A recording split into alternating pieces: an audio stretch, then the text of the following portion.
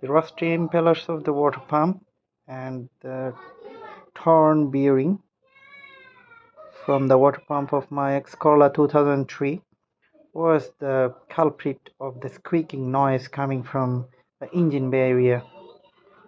At first I thought it was from the pulley belt.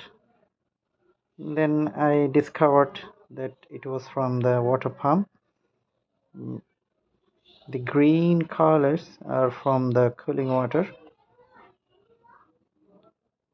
I removed the old one and replaced it with a new one. The cost of the new one was about $15, 1500 taka in local currency.